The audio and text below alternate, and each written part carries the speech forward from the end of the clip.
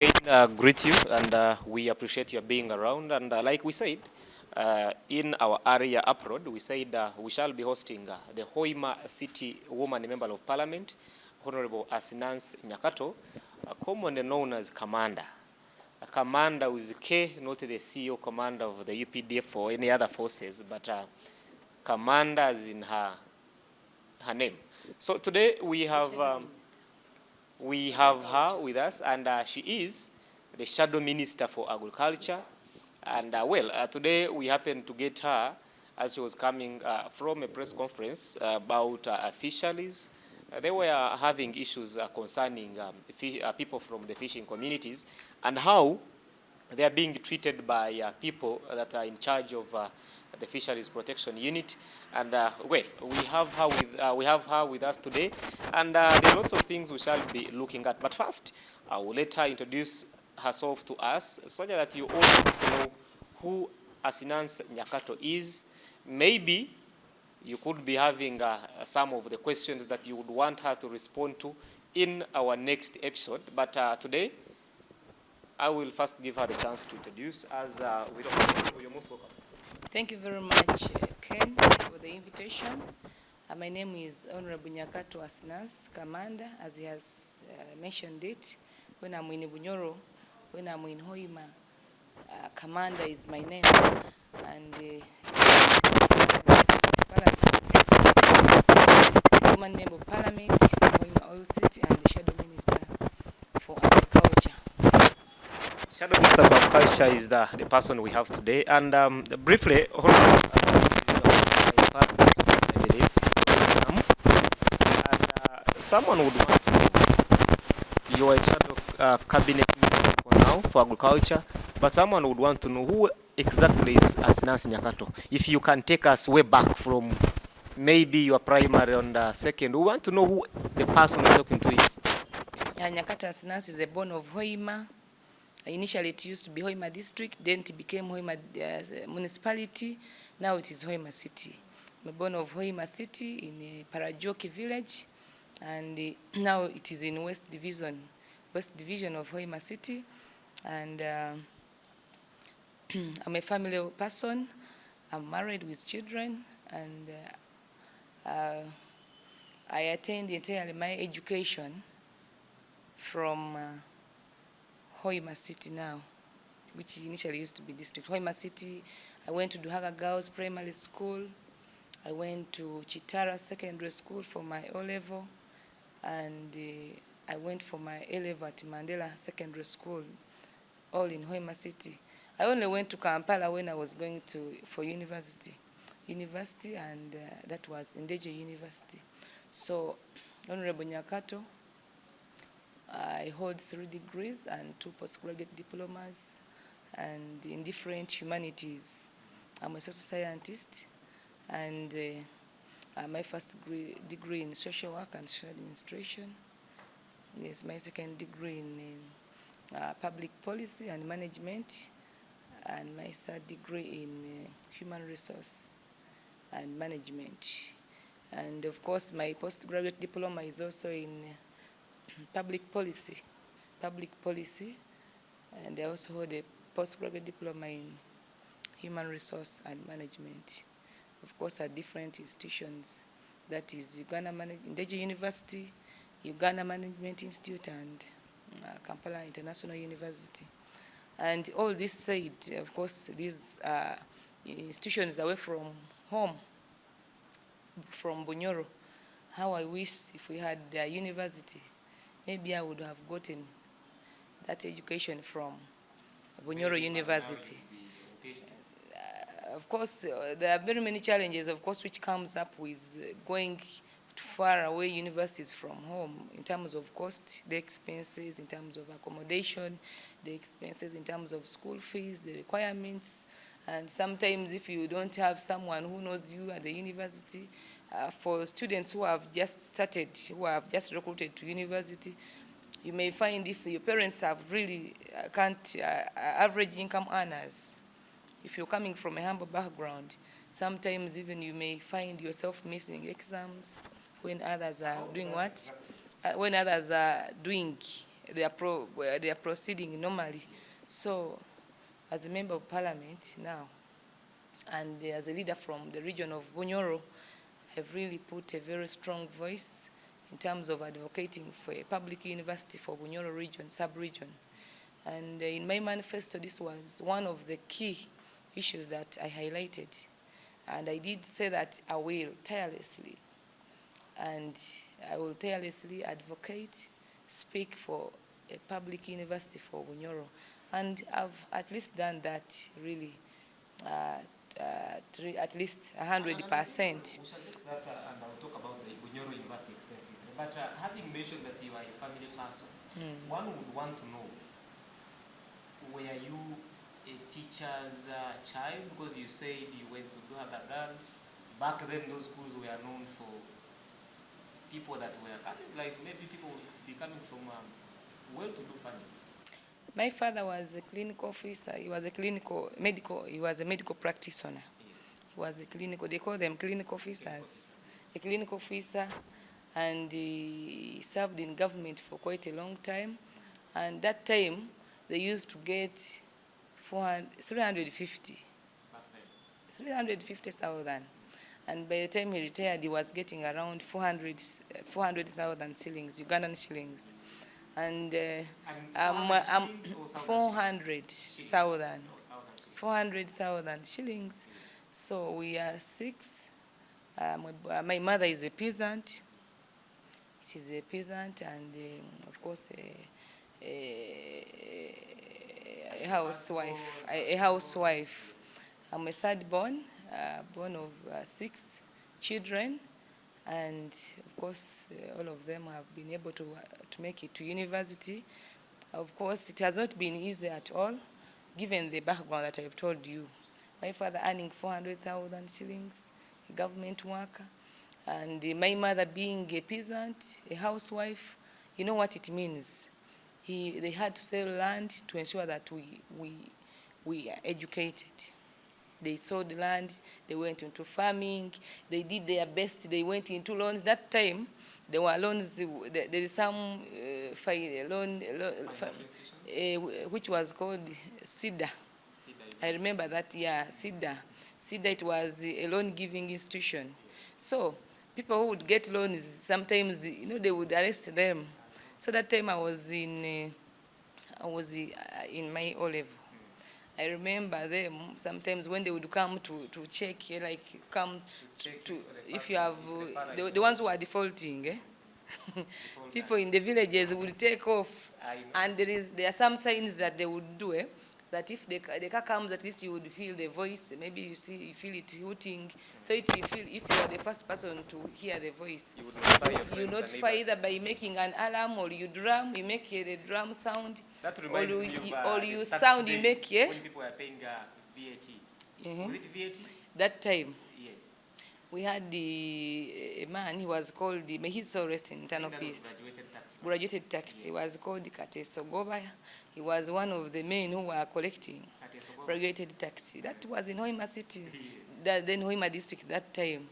That man, people knew him of that. Every time they would see him, you would see men taking off to the banana plantations, to the cassava plantations. Others, it was really hard time. So, I won't go into the politics of how things changed, but really it has been long. Hard time for most of our parents to raise their children. So here I am today, as I've told you, my education background, and now I've recruited for my PhD. That's good. My PhD in sustainable development, gender and sustainable development. So that's where I am today, but as I speak now as a voice for the voiceless. Honorable Dr. Asinansi Nyakato. Soon I will be Dr. Nyakato Asinansi Commander. Yes. Having told us about that background, your education background, what inspired you to join politics? And when did you, in your mind, think about joining politics? I've been a leader. My clan is the Mubita. We are the royals, the princes of Bunyoro, Kitara Kingdom. And leadership is in our blood. However, I've been a leader right away from my primary school, you know, being a class monitor. When I went to O-level, I became a prefect. When I went to A-level, that one, then I didn't contest. Then when I went to university, I had a candidate whom I was supporting. That guy, he was called Sijire Dennis. He had contested for presidency, guild presidency. So I said, now, me, I can't contest. Yeah, this politics of university is expensive, you know. That was which year? That was around 2007, 2008. Yes. So, yeah, you're young, so you're young. So, but of course not younger in mind, younger in age, but old and advanced in ideas. So when he contested, I said, now, what can I need to really have someone to support? I supported him, we campaigned. That was my first time to go into rough campaigns, real campaigns. You know, university campaigns are like real politics, campaigns of the constituencies. So we campaigns would have sleepless nights in hostels, trying to consolidate for votes for our candidate, and fortunately he won for guild presidency. So when he won, he gave me a position. He had to reward me. He awarded me a position of guild general secretary. Cabinet minister. He made me the guild general secretary at that time. We really had good time in that leadership position because, of course, you know the opportunities which comes when you're a leader. Yeah, and more so at that higher level of learning. And maybe to someone So that that is, one, watching us now, someone that maybe hasn't gotten the opportunity to get to the university. These are things, one reason why we always want to have recording of the kind is that especially young children that are going through school. If someone hears of someone being elected or selected to be the general secretary of the guild cabinet at university, what does that mean? A person of Nyakato who had come from Hoima, her first or second year in Kampala, and was chosen to be the guild. Of course, my advice to the youth, there is always a saying which says that we are leaders of tomorrow. But I want to tell you that you are leaders of today. You are leaders at all times. So what I implore you is you have to, first of all, believe in yourself. That is confidence. Being yourself, first of all. You have to be true. You have to be yourself. Don't underestimate yourself. Now just imagine Nyakato from Parajuoki, Kiganda roundabout, then to university, then you become a good general secretary. You are talking, they are adults. There are some students who come when they have just come to upgrade and they are already working class. Married people, working class. Now you have, if you are, your guild general secretary is speaking, of course, my work was majorly administrative, to take minutes. Where possible, you would also have to address where the guild general secretary is not. So speaking in that big congregation of mature people, educated, elites, all categories, it's not easy. But all it took of me was confidence and also believing in myself. So the youth, we have to believe in ourselves. You don't have to underestimate yourself. Don't put too much onto what will people say, what if I lose. Don't think of the negatives before the positives. Just take it. If you feel something is telling you, go for it. If something tells you I have to go for this position, don't first inquire for your friends. Will I make it? So and so I don't have friends. How will I approach so and so? You just have to say it that I can make it, and you go for it. And you always make it. Me, maybe the only time I've contested and lost was the time of these positions of members of parliament. But at all different levels during my time at different institutions of learning, I never lost an election. But you are still taking us through so what inspired you and where you what inspired me, as I've told you, first of all, it is we are leaders by blood. So even then, my father, by the way, my father was my role model. He used to inspire me so much. He used to inspire us as children so much, because he would tell you, you do what your heart tells you. And don't think because I was a medical practitioner, you all have to go for this. Yes, me I did social work was my first degree, social work and social administration. So you tell us that it's not about the courses that you have done, it's not about what you feel you love so much. You know, when you're still young, you dream so big. When I was young, when I was young, yes, when I was young at first, when they would ask us, what do you want to be? Many of my OGs and OBs would say, I want to be a doctor. I want to be a nurse. I want to be a pilot. Me, I used to say I want to be a pilot. But of course, I didn't know what it takes to be a pilot. But I would admire being in that thing up there, trying to fly. People are seeing you, and you were there. You were there flying the airplane. So I had bigger dreams. Then also, I would dream of working at bigger institutions in government. My first dream was working with Bank of Uganda, Parliament of Uganda, the United Nations. There are some relatives of my old brothers and my old brothers and sisters who are in those big thing institutions. So I would feel like I also want to be like them. And indeed, I believe to at least achieve one of my dreams of working with Parliament of Uganda, the biggest institution in the country. And here I am as a member of Parliament and also shadow minister in Parliament. And it has not been easy, as I have told you. Now, when you're because me, I joined politics right away when I've declared myself as an opposition person. How came from school? So now, How you joined politics? how I joined Active politics how I even on the joined school? how I joined active politics. That was in 2011. I had just finished my final exams in third year, and we had not yet graduated. So I had my brother, cousin brother. He was a mayor then of Hoima municipality, and he was called that Gonza Francis. I had my other cousin who was called Baguma Patrick. All these, he had been contesting for member of parliament for the municipality, and another one was Wabiona Jackson. They had all been contesting, but on the ticket of FDC. So me, when at Gonza was campaigning for his mayorship, that time I was at Mandela Secondary School.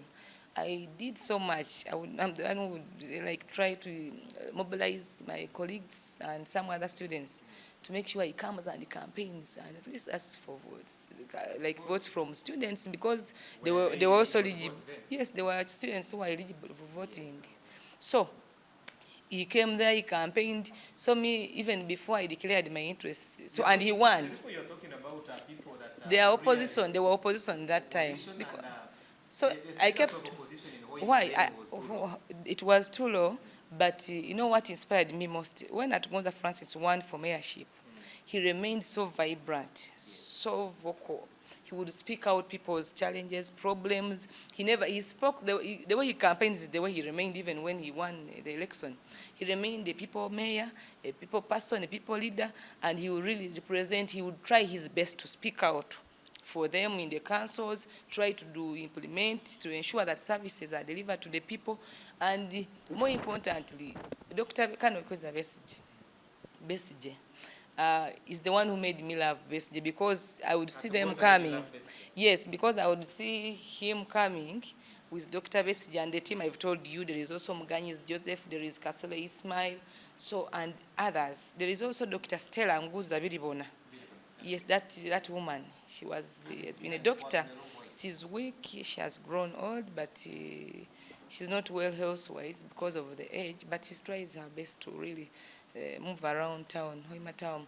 So when they would come, I would see them speaking the hearts of a Ugandan. Exactly what is. They spoke, you would feel attached. They would really touch my soul. When they would talk about how the cost of educating a child from primary to secondary, the expense. Now educating a primary, a kindergarten child is more expensive than educating a university student. If you have not sold land, you can't educate your children. And it was really, I was going through the same situation. If you were to get medical, if you don't have money, if you are poor, you can't get good services, health services in a government hospital. You will die there. All these national referral hospitals, all these regional referral hospitals you see are dead.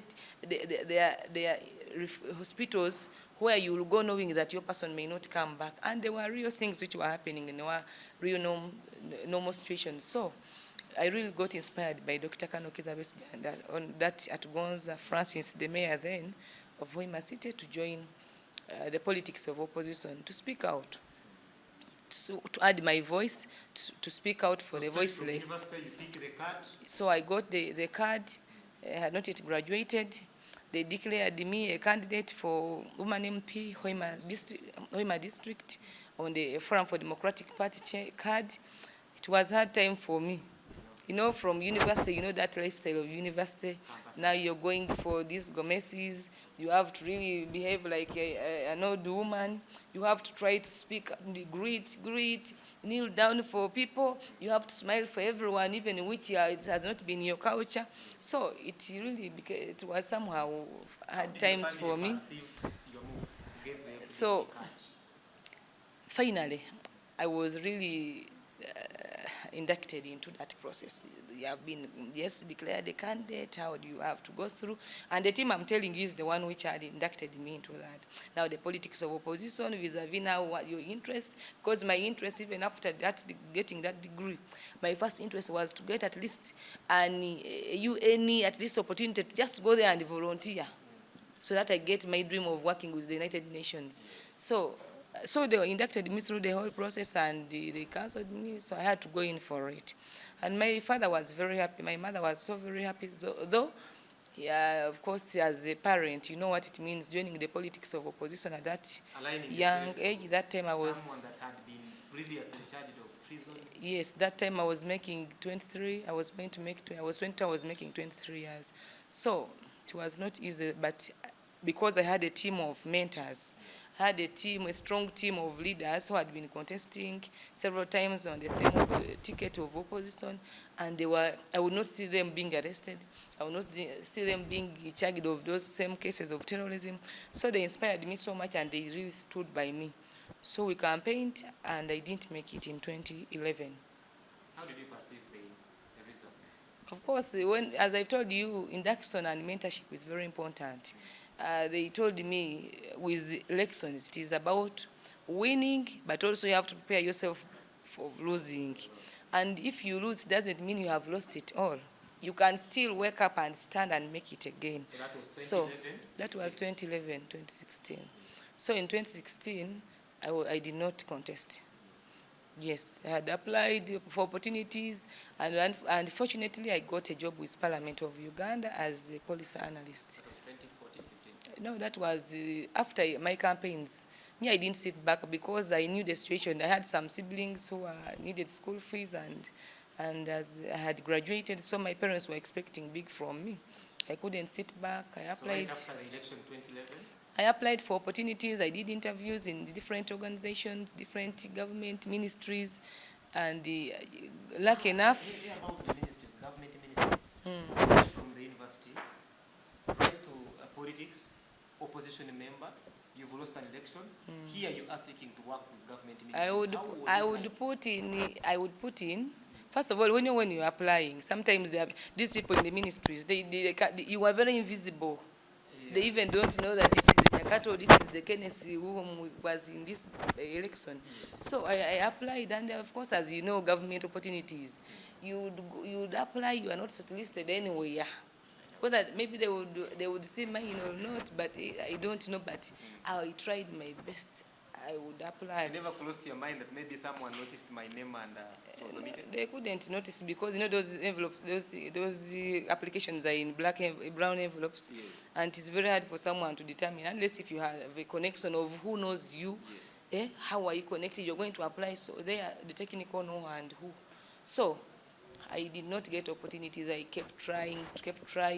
So finally, here I had also applied. They never called me. Like after 5 months, we had done interviews. We did interviews, but they had not given me a response. So after 5 months, I get a phone call that you have been given an opportunity. You passed the interviews. You can come and do what? Start working. So that's how I got the opportunity at Parliament of Uganda. So that was your very first job? that was my first job from university. Of course, me, I'm someone who has been so creative. I would not just wait for a qualification to get a job. I first worked with Malaria Consortium as a researcher, and that time I was in my second year. So when I would get those opportunities, I would throw there my invitation, because they would ask a qualification of senior 4 and 6. So senior 4 and 6, as long as you'd be able to collect data, data from the field. And I had the knowledge, so, and the computer skills. So I applied. I think I've just been lucky. I applied and they gave me, even when the other opportunities would come when I've not yet graduated, they say, you did well last time, so come again, there's also another opportunity, and I would do. But even then, before they declared me a candidate for the MPship, I had applied for an opportunity just to volunteer at the UN United Nations. There was a refugee at, yes, for Changwali. So I said, I'm not sitting at home after finishing university, and you go and sit at home. Things may totally fall apart. So I said, I will not sit back. I'm going to get my application. I write. I go to all those, at least those NGOs which I believe they can give me some CV, good CV that at least I volunteered here. I took there. Of course, your representation matters much. How have you presented yourself? I went very smart in my small suit at that age. So I delivered, and the challenge, by the way, there's something I came to learn about. Sometimes most of these people are frustrated at the entrance or at the reception. Someone, just by mere looking at you, is your brown envelope. That is enough that you will not do what? There's no access. So when I went there, you would people in that hall, there is some car window which was there at the gate. The gate man, people there, it ask you, what do you want? They don't face. If you say you have brought an application, that is automatically, they are not there. Dismissal. They are not there. So the good thing which helped me, before you go to an organization, my fellow youth, the youths who are outside there, don't go with your brown envelope, very like open like this. You put it in a bag, try to hide it. So you get the details of the organization where you're going to go, the ministry, the institution, know who is in charge, at least of UHR or which department. So if they ask you at the entrance, where are you going? Do you have an appointment? Yes. Whom are you going to meet? So and so. Does he know? Yes. So that one, at least the person at the gate would somehow get scared that maybe you are connected. You don't even have an attachment. You don't even know the person you're going to meet. To that person. Even don't know how that person looks like, but you have known the main positions there, those titles which hold weight. Yes. So when I entered, I'm telling you, the askari came followed me. Even before, they could think I had seen the face of the manager that time. That you are going to? Somewhere where I was going to. I used to volunteer at the referral hospital as a social worker. So sometimes they would bring some clients there. So I knew his That face. is Malaria Consortium or still UNHCR? No, that is now UNHCR. UNHCR, yes. So they would bring some, and sometimes we meet with that time of Malaria Consortium. I knew his face. So before I would even, and what helped me, the office of the manager was directly almost near the reception. As I was there greeting the secretary, good morning, madam. The woman was so rough. How can I help you? I know those tough questions they normally ask. Before I would say, when I saw the door open, I couldn't wait for her question because she was already negative, and the askari was there waiting to hear every question to bounce me back out. So when I saw, I smiled immediately. Then entered. I knew she couldn't hold. You knew the office you were going to. So I took with my brother. They asked me, what do you want? I said I was from the referral hospital. I had come with an appointment, but I didn't even have his contact. Yes. But because I had an address where I was coming from, because of volunteering. Yes. Not because I had a job with. You didn't know anyone in there. I didn't know anyone there. So I entered. When I entered, the reception of the manager was totally different from all the two people. The scaria and the receptionist. And I felt at home. I said, I've come here, expressed myself. I have done this degree. I'm not yet graduated. I'm graduating too, but at least I'm requesting for a voluntary, at least a volunteering position. volunteer, to go and volunteer. So he told me, oh, so he looks into my CV, small CV, and my what, I had this, how do they call these results? The printouts of the final results, the testimonials, the testimonials, and I had passed very well. So he told me, now you know there is this opportunity here, just apply for this position. So when, exactly, but me I had gone to volunteer. It just told me there is this position, can you apply for this position? I applied for the opportunity. So now when they declared me a candidate, now I went into the conflict reality. Now, what if I lose? I want to know, now what if I lose? Now then even the job has gone. Now my parents have educated me, they need to see good results from me. I was so confused. Now this opportunity here, they were getting 1 million. I was not what it means, a million from school. I was just there trying to be there telling them, but me I can't handle, these things, now. In other words, you were rejecting. Now, they even called me, confirming me how they had given me now the job. Ooh. Now this side they were all over the news, people were waiting to see who is this woman, who is this Nyakato. Now I was just there in that confusion. Finally, out of too much counseling and what, I had to bring myself out from my hiding. I'm here, I have come to contest for this thing. Now I said, now God can raise people from... After loads of counseling. Yeah, after now the other opportunity, I said, you never know. Was that still at Gonza doing the counseling? Or? The team at Gonza and the team, Muganyizi, Baguma Patrick, Kasula Ismail, Wabiona Jackson, and we had a team of very many people. Dr. Stella Nguza, all of them, they sat me down, and others whom I will not mention, but really, they really gave me the confidence to be persistent. They gave me the confidence to be reliable, not to be shaken, to fight fear. If you're going in politics, you just have to be yourself. It's as long as you have to speak with facts. It's as long as you have facts, you are confident enough to speak without any fear. So, and that's how it went. And as I've told you, it has been a long journey. Now imagine from 2011, the first time I gave it a trial and I lost. Then the second time, now I was working here at Parliament of Uganda. I didn't have someone to sponsor me going by what I had gone through the general elections. I said, now, we had recruited candidates at different levels of candidature. They didn't have posters, they didn't have nomination fee. I said, if I withdraw now, who is going to support our people? I said, now let me remain with this job. Me 2016, I'm not going to contest. I will support our candidates. Whoever comes in?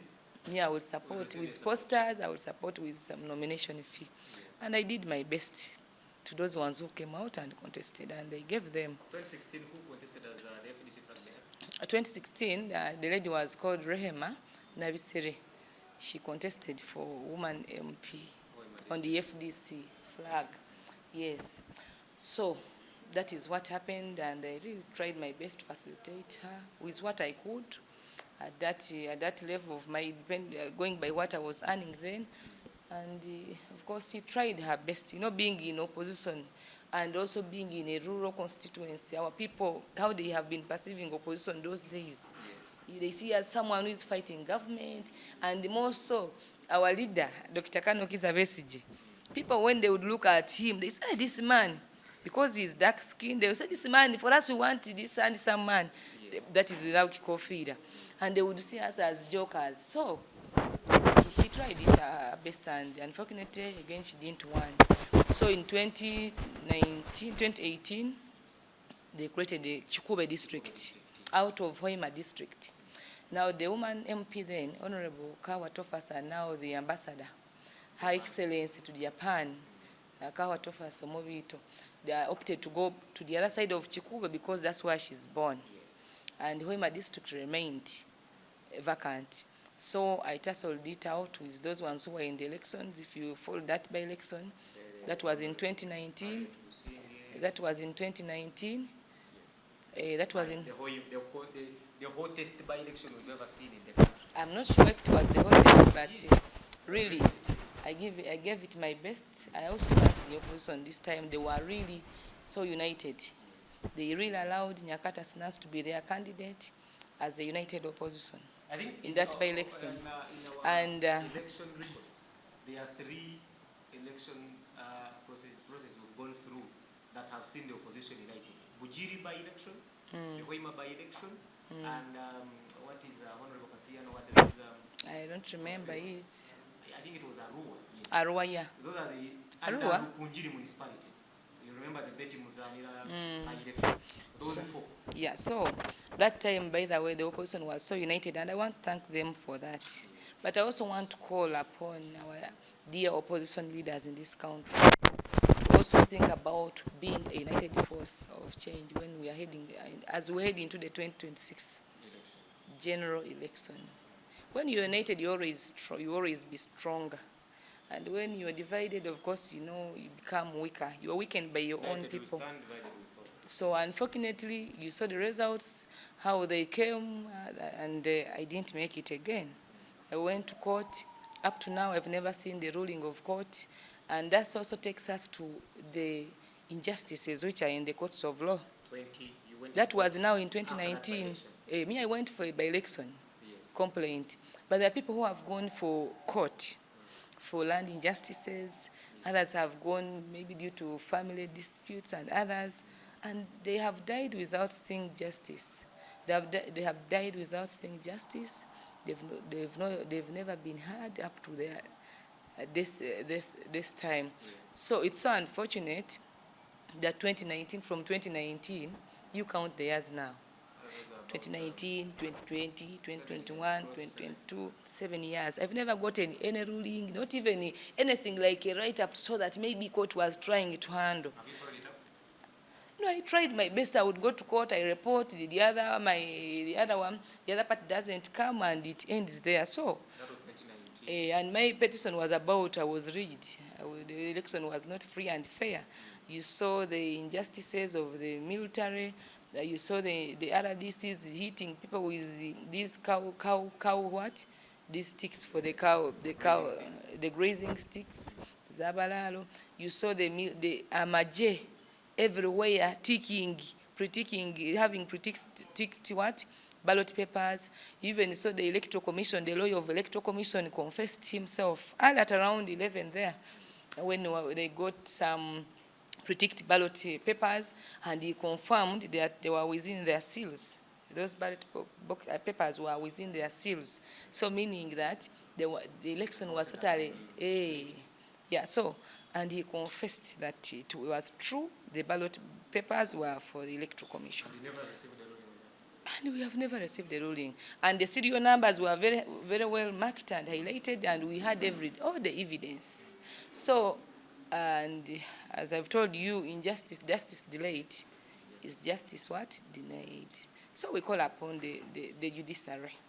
The judiciary to really do their best. Recently, I saw a number of oppositions which were advertised for the court, what? These, how they call the magistrates, lower magistrates and those ones.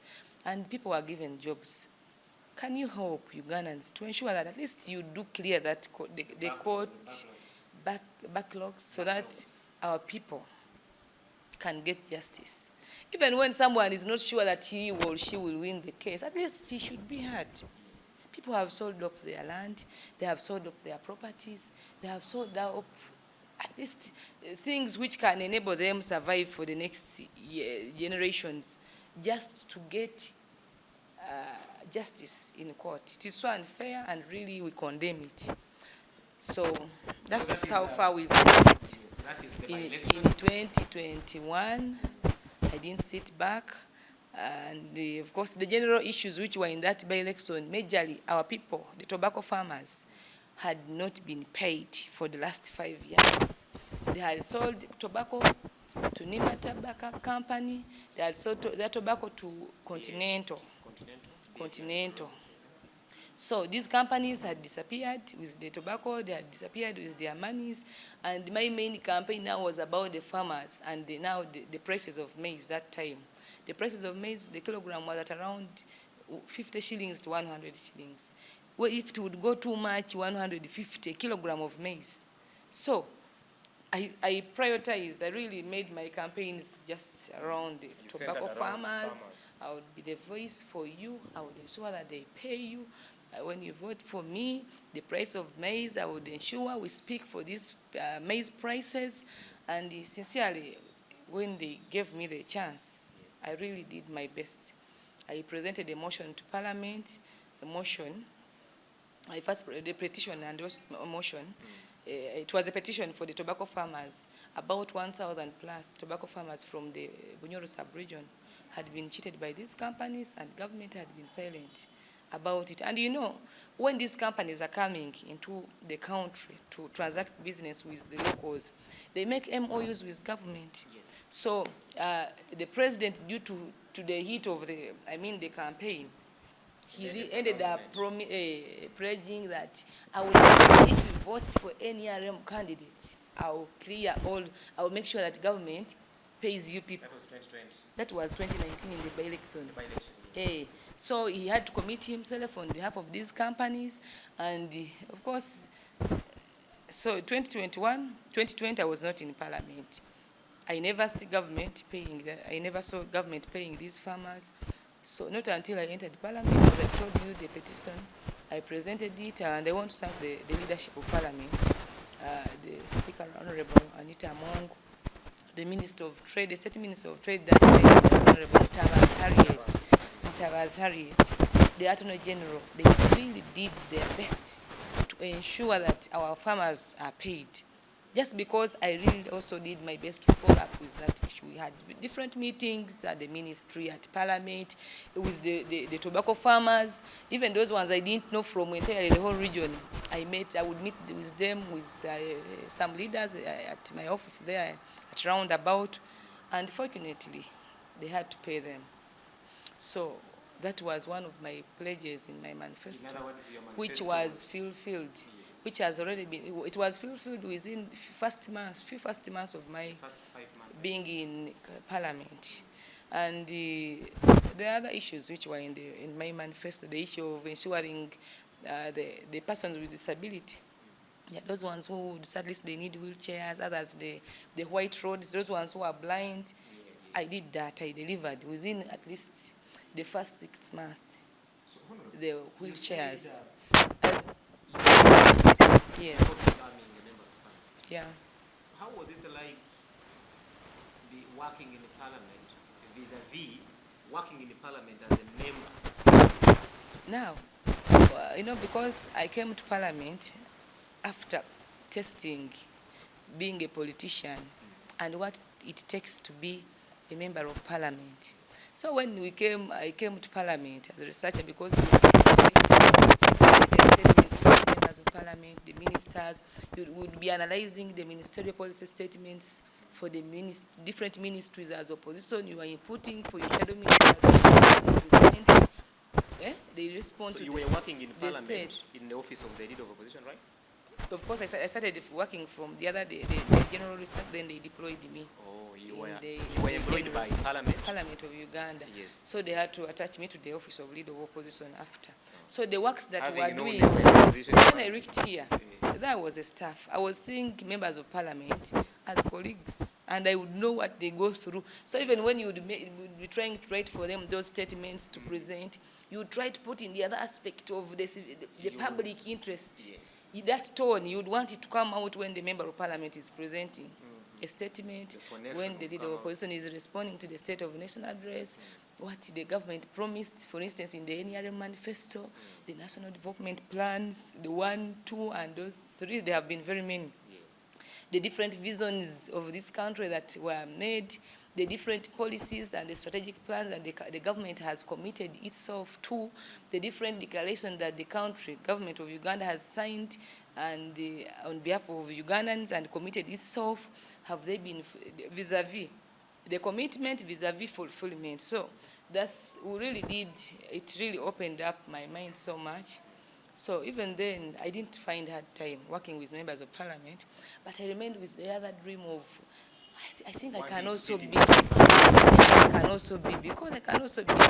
member of Parliament, because going by what my colleagues, I'm calling them my colleagues, by that time they were my bosses. how they were presenting, I would feel present on behalf of my people. So it kept in me, it kept inspiring me, not until I had to make it. By God's grace, because it was really by God's grace. You know, even when you have the support of the people in this country, but when you're on the opposition side, even when people have voted for you, you'll not be surprised when they have not declared you. So people voted for me, but also by God's grace, they had to declare me a winner. So now when I reached Parliament, at least my first years in Parliament, the first 2 years and a half, the leading opposition party, that is the National Unity Platform, gave me the appointment of a shadow minister for energy and mineral development. And it was deliberate because I was coming from the oil region, that is the Albertine region, that is Bunyoro sub-region, where oil and gas is taking course. And there had been land injustices to our people. The project affected persons who had not been compensated for their land, which they had taken when they were drilling the oil wells, when they were trying to demarcate the pipeline, and those other projects which are down there in the grabens. And when I really utilized that committee so much, they put me on the Committee of Natural Resources. And you were a shadow cabinet minister. Yes, and that Committee of Natural Resources, it is the one which handles those ministries, issues of the natural oil, electricity, minerals, and others. So I really remained a voice for the people of Bunyoro. Those injustices, and as I speak now, there are people around 3,000 plus, people who had not been paid. Where the pipeline was passing, majority of them have been paid as of now. Some of them would meet them from there. I even remember a time when I took their Right Honorable, the leader of opposition then, Honorable Mpuga Matthias. We went to Chikube. We invited the different leaders and the project affected persons. We met from there. We have presented a petition for the people of Kaisotonia Road who are affected by that road, and they were not paid their first, their second, and the third installments after the road had consumed their land. So I've tried my best really to speak for that petition in Parliament. Even the leader of opposition, when he came there, he met some of those pups. Unfortunately, also security was interrupting here and there. They didn't want the people to be heard. And up to now, I still push.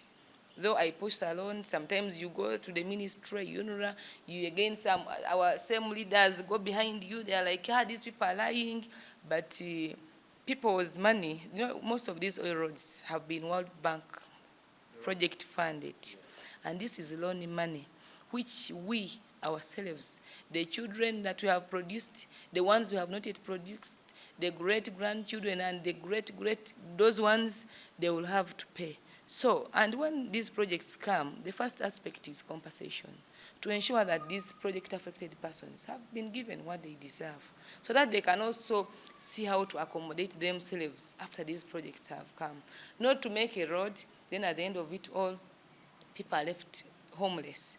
And for you, speaking of prioritizing a road over a livelihood, a human life. So I still want to call upon Minister of Works. The Minister of Works committed himself several times on the floor of Parliament. That is, they are working on it, they're going to work on it. And I also call upon the leaders who also keep going behind with the ministry officials to really put down these people's petition. It is so unfortunate. It is so unfortunate for some leaders who can really celebrate the injustices that their people are going through. And I also want to commit myself that I will continue speaking on behalf of those project-affected persons so that their money is given to them. So the issue of electricity, you have been seeing when we were in that committee, we passed a loan. The project was called the Scale-Up Project. The Scale-Up Project, now they have started, implementation has started, and majorly, entirely, electricity connection is taking place. Recently, the minister told us that the monies, they had halted the release of the monies, but now they have released. Some few days I was talking to my manager of Umeme, and he was telling me the reason why they had halted is the problem was the pole services and the wires, the ones they used to connect, they had not yet supplied. They normally put some of those things. Yes, they are not yet come. So just a few days they were telling me they have resumed the connection. So I call upon our people, the entire public country-wise, to reach out to the different umeme offices, but also to remind your members of parliament to update you on most of these projects so that you can get electricity. There is some electricity which is on promotion, where the government needs you to at least do wiring of your house, and for them they come and inspect at a very small cost. Then you start lighting. You work from wherever you are. Sometimes we want to reduce congestion from cities, from the town councils, the municipalities, and the district, the town centers, to working from wherever you are. Because if you have electricity, you can work from wherever you are. You can put your fridge there, you get your butunda, you put your juice there, you can ice cream and others. You can do your welding from wherever you are. You can put up a maize milling machine, you can put up anything for yourself from wherever you want. People will always find you there. So as long as you really do good customer care, people will find you wherever you are. So don't ensure that you embrace those projects when they come into your area. It is a countrywide project. It's not only for Hoima City, not only for the people from Bunyoro sub-region, it is entirely for the whole country. Going by the things you promised, you've mentioned some of the achievements you reached out in the first years of your office. What are some of those things you feel are still pending? Majorly, at least I have achieved 80% of my manifesto. As I've told you, one of the issues I've told you was the issue of advocating and speaking for the university. And that one limited, I did present a motion. That was during the late Olanya's time. That motion was on the order paper for 3 consecutive days. Unfortunately, whatever happened was the politics of the region. They had to remove it from the order paper. And unfortunately, up to now, the university has never come. So, and it's not that I did not do my best, because the voice had to reach parliament. And the speaker gave us the opportunity. But because of the politics of political parties who has presented it, should be now the ruling party to present, should not be an opposition person. And why I had to consult my colleagues from the region first. What do we do? Who can second us? What can we do? Everyone was fearing, can you have consulted the Prime Minister? What will he think of it? This is an issue that has been in the focus for so long. And that's what I'm trying to tell you. The caucus went and met with the president over the same matter. You're talking about Bunyoro Parliamentary Caucus. Parliamentary caucus. And I've been telling my colleague members of parliament and my people. Members are you in total? We are 29. My colleagues. Opposition? Yes. And of course, there are also independent members. Yes. Of course, those ones are also counted opposition, though they decide on where to sit, or they're on the ruling party or the other side of the opposition. So we have those ones who sit on this side of the opposition and the other one who sit on the ruling party. So they went to the State House, they went there, the president told them, I have given you the university. But we are leaders, we are members of parliament, we are lawmakers, we are legislators. We know what the law says, that even when the president commits himself, that pledge has to be fulfilled in law, by law. Even when he says, I have given you this, how many, 10 hospitals, it has still to go through the process of establishing a hospital, of establishing a university. So that process, up to now, it has not yet been fulfilled. And this motion, because my motion was urging government to establish a public university in the Bunyoro. If I can recall and recite the statement by the Minister of Finance during the budget reading, he committed and said some money had been reserved for the establishment of Bunyoro University, which Bunyoro University, according to the statement by the minister and according to the statement from the Prime Minister's office, Bunyoro University is in existence and the government is working towards having it operational. You come from Chokwe district. You know, sometimes when we are speaking about these things, you need to be at least have facts on the ground. First of all, the process alone of establishing a university has never been met here in Parliament, has not been fulfilled by government. That process, it is the Minister of Education together with the leader of business government in parliament. Now the Right Honorable Prime Minister Robin Anabanja, who was supposed to bring that motion. Mine was urging. The other motion is to establish. Mine was urging, trying to put some speed so that government can do what can see that really these people need the university. But the real motion. You wanted it to be captured in this 2023? No, I brought it in 2021. I didn't wait. I brought it in 2021, the budget. But from 2021, now we are in 2024. These are 4 years down the road. I've been pushing. That's why, by the way, you have seen mostly me and my colleagues from members of parliament from the region bashing each other at different functions in the region. Just because there's nothing much I can do as a member of parliament. More so on this side of the opposition. The main person now who is supposed to ensure that the motion comes to parliament is the leader of business government. And remember, the leader of business government, who is that was as the prime minister, sits on they call it the national budget, or I'm forgetting, the presidential advisory committee on budgets. The president, you know what it means? You have to advise the president. Now, you see now this region here, they say Bunyoro sub-region is for NRM, it has voted NRM, it has always been voting. I've had people say 90%. It is possible. Somewhere a region which is voting 90% of the ruling party, you deny it a public university for these very many years, 40 years. So the other time of the budget speak, the Minister of Finance, I was watching live, though as a side on the opposition we never attended. He said, "Oh, you have now removed the throat on there's how you call it, the sword in my throat." Yes. At least now they put 21 billion shillings. 21 billion shillings to operationalize. The word, you know, English, I'm a product of UP. That time, but they brought it when we were finishing our P7. Operationalization means you are operationalizing something which is already in existence by law. So now, Bunyoro University has never been in existence by law. But his statement was operationalization. Bunyoro and Busoga University. Busoga University is already in existence. It is already there, so they are giving it money to start to just continue operating. But for us, we have totally nothing by law. We have nothing on the ground.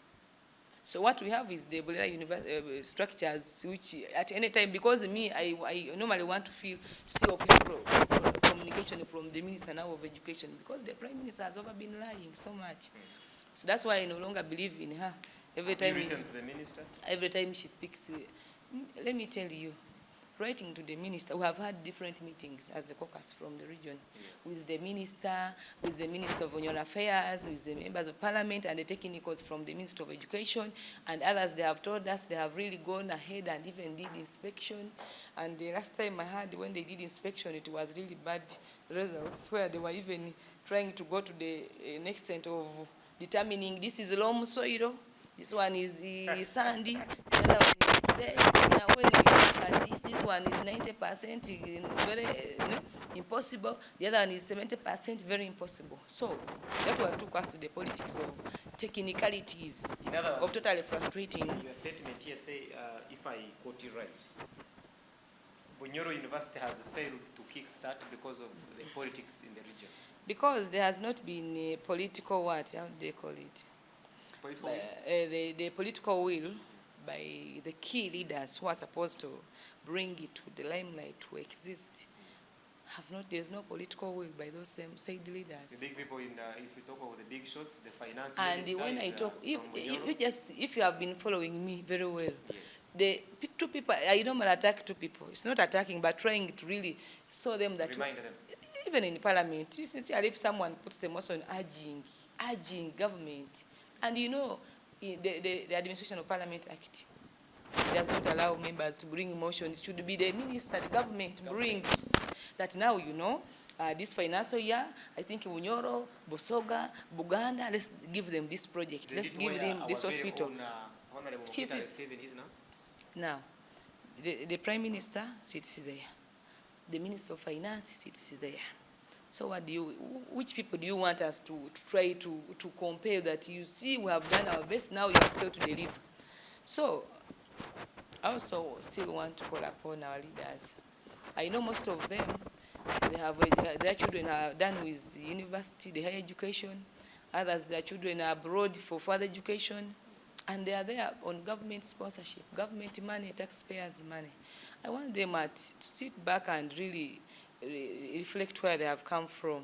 Because if you go to the history of most of our leaders, starting from the leader of business government, I've at least tried to follow her background. She said she was once a house girl, a housemaid. You know what it means? It means your parents cannot afford school fees. Maybe she dropped out at maybe primary or secondary because of that humble background. So if you come all the way from that background, now you're a leader of business government in parliament, you're a prime minister, you have all the priority to speak at any time at leisure that you want.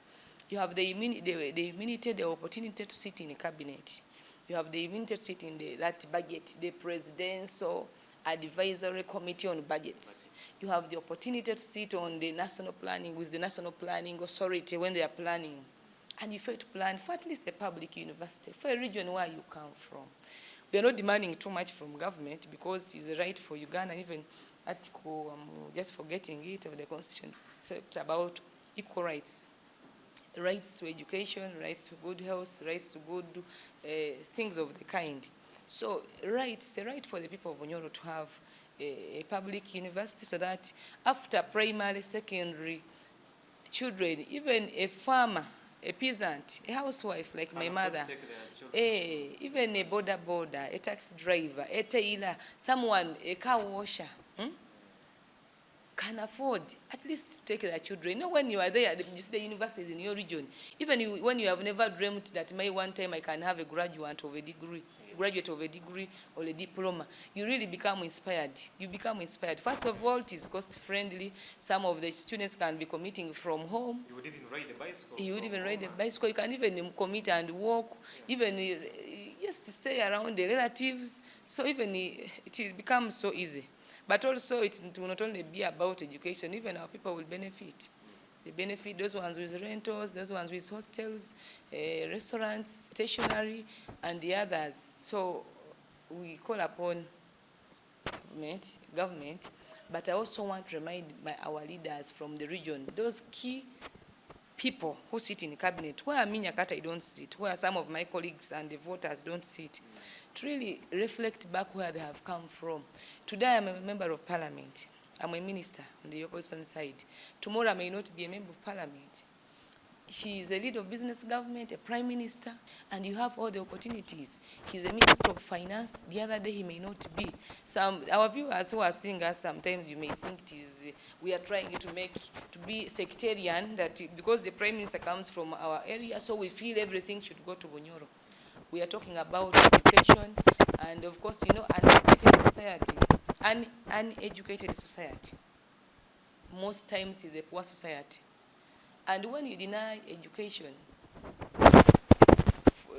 deny education for your people, you have denied them knowledge. Inti obutasoma bulumira bukuru. And buluma akuze. Ate abantu bo bamanga tebasomye basigala mu nzikiza. Kola babajja kujja the land injustices remain land injustices. Abantu bajja ne babajjako ebyapa amateka gamwe oli ejene drone na pimita kanali twala teri abuuza kyamana ajja kujja gaba nange this is government program baliwo bye bagezaako bya minerals bye bagezaako ku inspecting ate wali kizibu ne baleeta endagaano no signing naye tomanyi kyokoze eki kyo signing ide. So we discuss better on Bunyoro, but also other regions which are not important.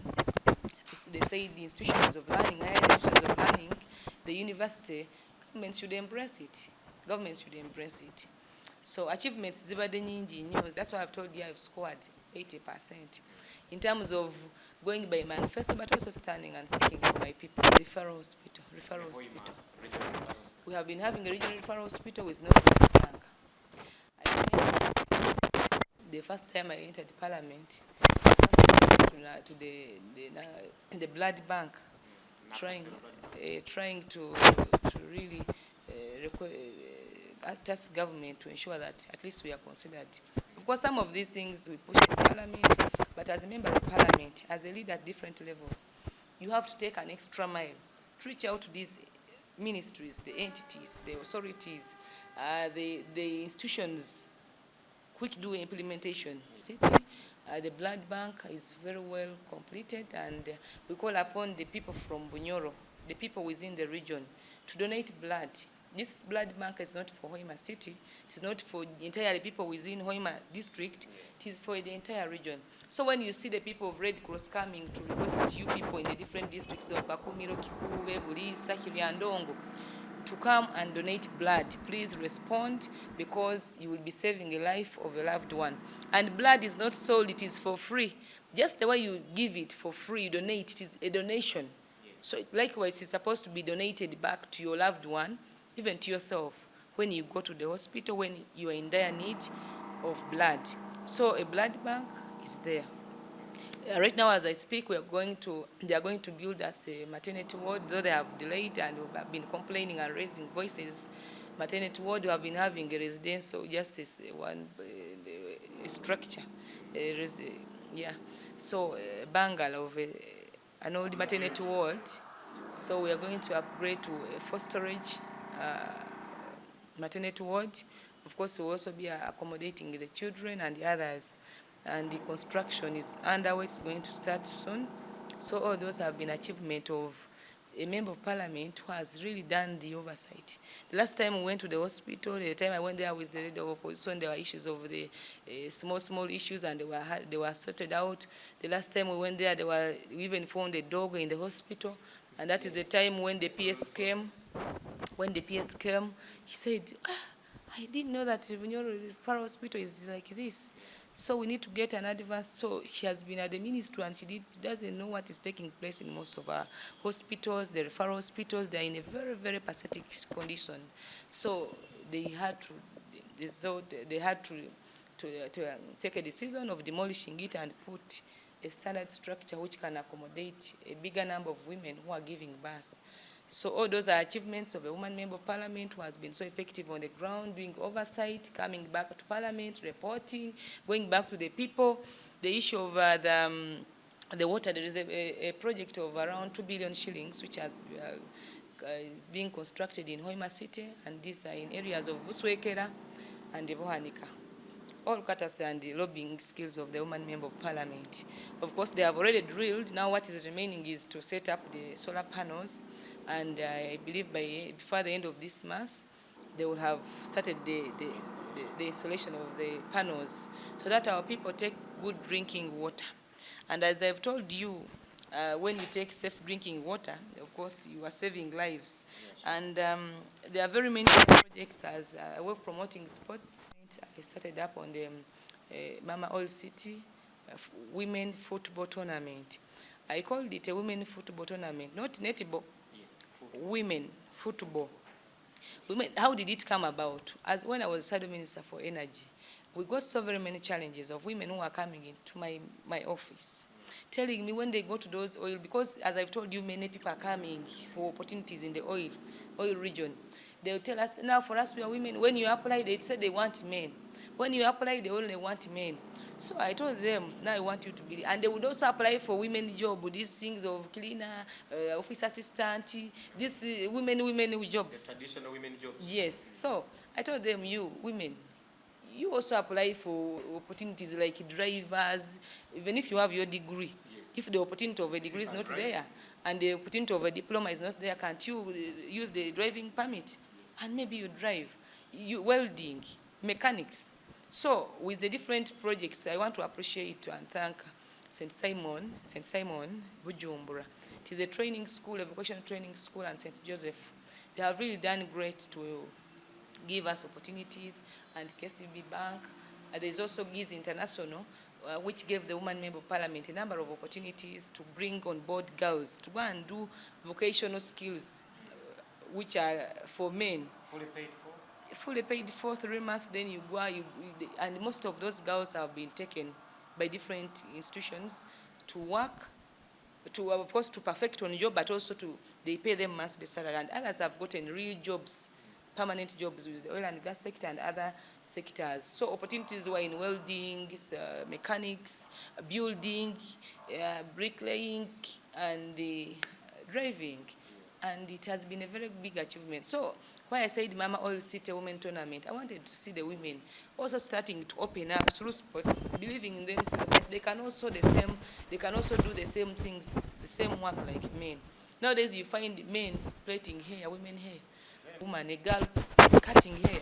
You will see a man wanting to be cut by a girl. He thinks that girl is going to be perfect. So to have very many women believe in themselves, and as I've told you, the achievements can be seen on the ground. I lobbied, and constructed, and so far I told of mosques, yes. Yes, in the city, and of course, me, I'm a Christian. Someone would ask, why Muslims? Of course, I was voted by all people, and you know, when members of parliament, as leaders, when we are lobbying, you go to different institutions of learning. I mean, institutions where you can get those opportunities, reducing on criminals. Because I believe if someone is in church, is a Christian or is a Muslim, that is receiving the gospel, that person's heart becomes softer than how it was initially. Someone who would be a serial killer, he can stop just at stealing and he lives the life of a person. Someone maybe who was also, I'm just talking about criminal, maybe a thief, who said, but now why should I keep stealing? Because and I can as well do something small and I earn a small living, and when I have peace. So through that preaching, the gospel touches people's hearts, and you find people reforming to better persons. So the mosques have been lobbied by the woman member. There are also a number of projects I've supported, women groups, the youth groups. They recently did some financial funding which came to the Muslims, the women Muslims, 1 million per woman, and over 500 women benefited. But all that is lobbying of a leader. And some of those things are out of my manifesto as a leader, but when you get opportunities as a leader, you have to lobby for your people, you take them to your people. I've given safety gears to borders, the taxi drivers, like the helmets and the reflectors, so that we minimize on accidents. When you're putting on a reflector, sometimes people think it is just branding yourself and you want to look for votes, but we are talking about safety of our people, safety of the road users, mostly our borders and taxi drivers. So I've given out a number of those people. I can't go to the aid that we gave in COVID that was now doing community service. There are so very many things that I've tried to stand hard for my people. I presented a motion in Parliament over the takeover of Bugoma Forest. And I thank God that even before the motion was debated, after it took a consecutive week on the order paper, the government officials rushed to Bugoma to go and do the surveying. Though unfortunately they have delayed to bring out to make the results public, so that we can know is this yes. So is this forest worked on, or it is the forest which is encroaching on people?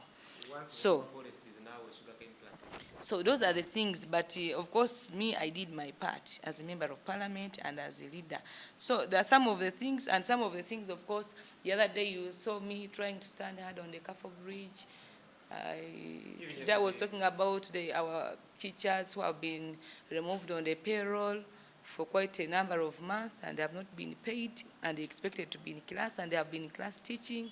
Their children are at home, they have not gone to school, but they have to go to class and teach other people's children.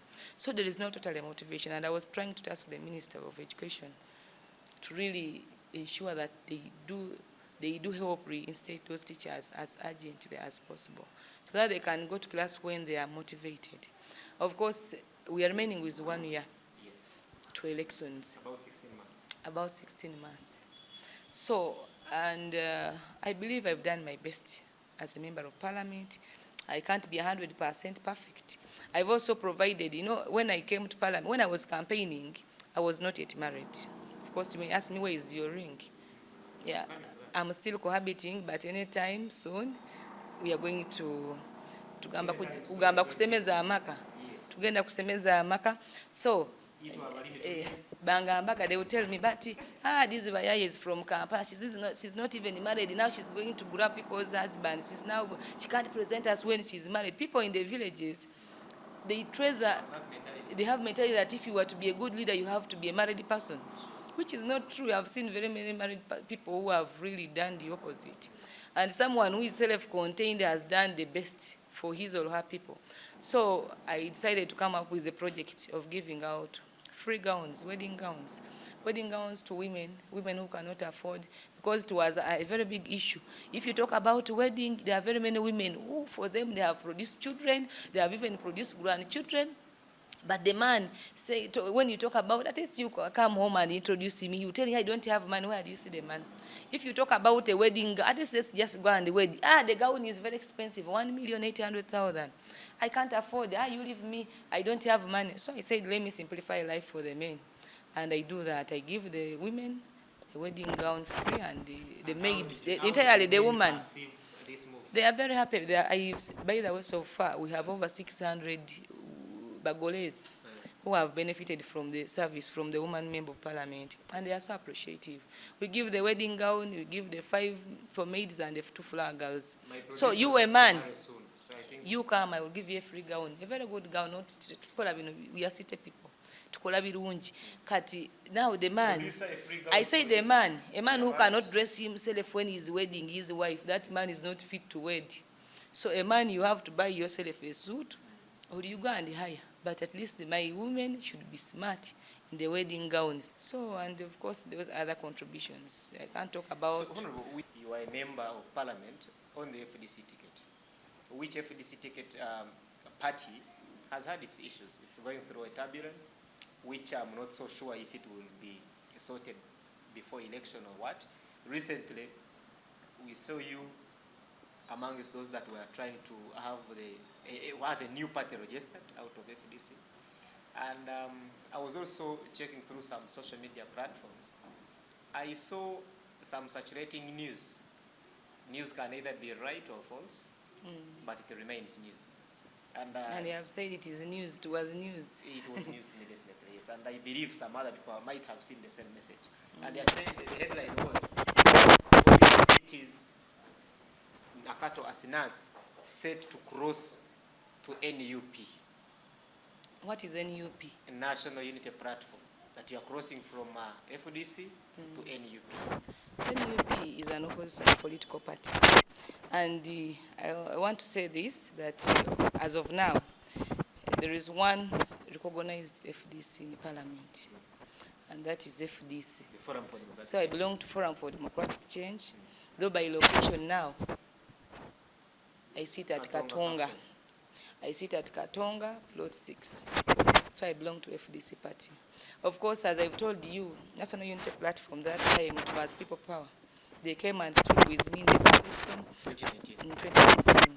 I put on the berets. Even I have a number of berets in my house.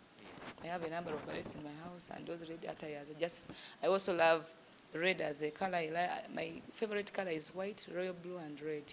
So when you see me putting on red, you are right to judge me in any way that you want. But as I've told you, the politics, the confusion that you're seeing right now in FDC has not started today. Every time when we are heading to general elections, if you have been so persistent and so keen, majorly political parties, even NRM, they will always come up with these conflicts when we are heading to election time. And some of these conflicts are driven by different factors, the heat of politics, sometimes the injustices in the political party, lack of transparency in the political parties different people subscribe to, lack of accountability, and others. In the last election I saw, after the NRM primaries were finished, there are people who even pulled out guns to try to point guns at their colleagues who had taken the flags from them, and most of them had been city incumbents. So, and there's also where I saw, was it in Tororo? A returning officer was killed after the NRM primaries when they declared a different person. So political parties are not like a just institution that you have to comfortably sit there, everything that they say, even when you see you have to speak up. Some of the things which have moved well in the church, when they say amen, everyone has to say amen. But in politics, if you have issues going away from the policies, the laws that you believe in, you have to really bring them out so that in a transparent manner, so that you move at the same pace. So does that justify the fact that the rumors might be carrying some sense? Now, I've told you I belong to Forum for Democratic Party, and at the right time, if I'm ripe for any opposition political party, I'll make it clear to the public that now you see we are going into the general elections of 2026. I've decided to carry up the ticket of this political party. But as of now, I'm Forum for Democratic Party, and I sit at Katonga Road.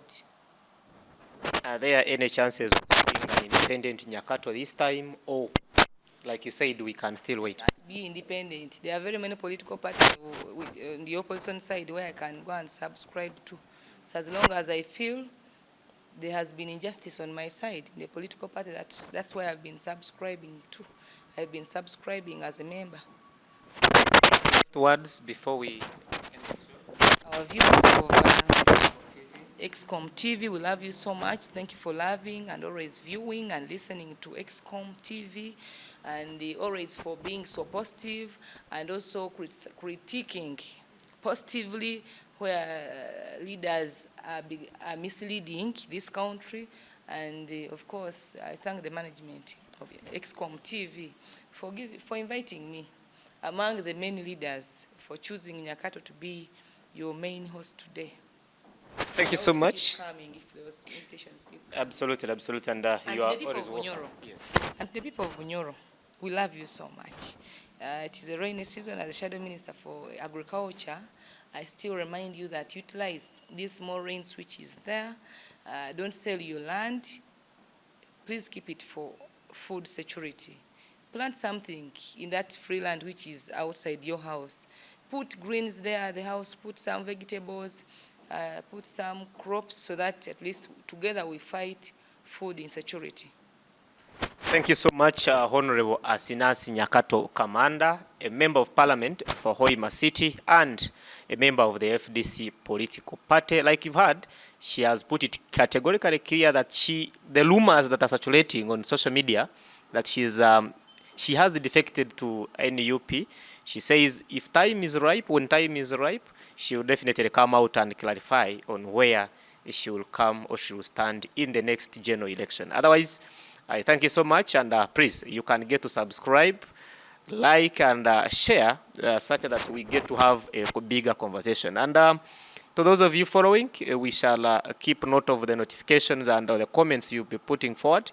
And if there are any other comments or she must respond to or she has to respond to, we shall definitely forward them to her, and we shall have her again next time. Otherwise, for now, until we meet again.